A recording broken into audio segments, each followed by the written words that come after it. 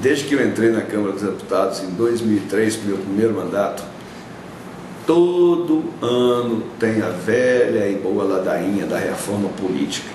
Na verdade, o que chama de reforma política é uma reforma perneta eleitoral.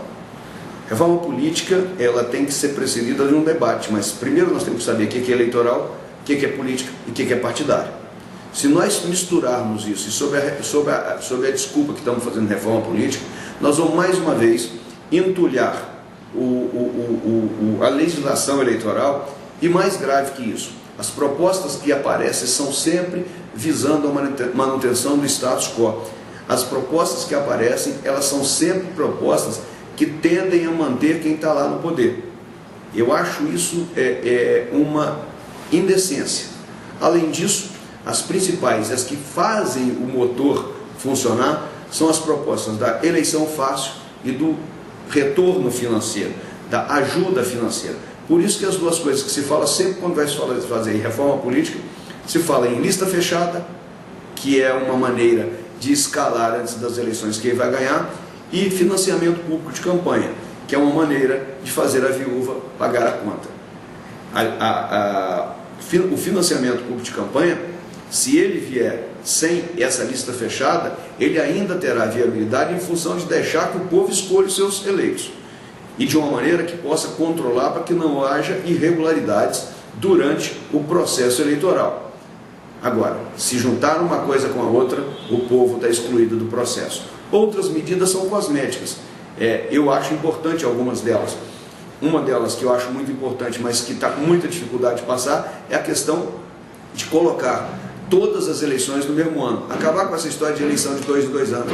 Isso é muito importante, isso é bom, isso fideliza, isso bota os partidos se organizarem de verdade partidariamente. Vereadores e prefeitos, deputados federais, deputados estaduais, senador e governador estarão no mesmo processo, ombro a ombro, dentro dos seus partidos.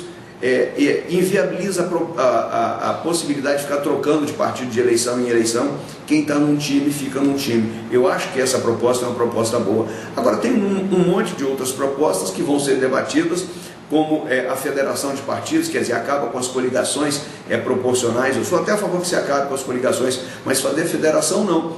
Eu acho que se vai acabar, acaba de vez, né? Porque essas coligações, elas favorecem algumas montagens e venda de tempo de TV, que todo mundo fala que existe, a gente nunca viu que existe, mas a gente supõe que exista. Então, com certeza, o fim das coligações proporcionais pode ser bem-vindo.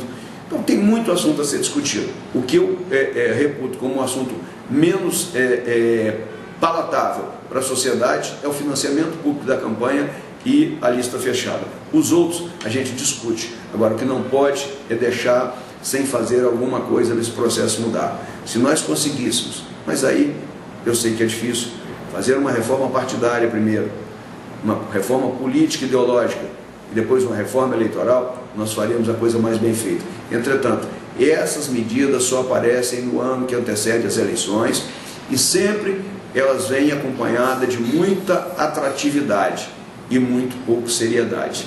Elas atendem a interesses de maiorias, atendem a interesses de partidos grandes, com o objetivo de impedir a criação de novos partidos. Só que eu também concordo que mínimos partidos sem representação social não devem existir, mas também não pode fechar a porta, porque as minorias sempre tiveram e deverão ter direito no nosso país. Minorias eleitorais, minorias sociais, qualquer tipo delas. A democracia, ela é o governo da maioria, mas ela é monitorada e controlada exatamente por quem não está no meio dela.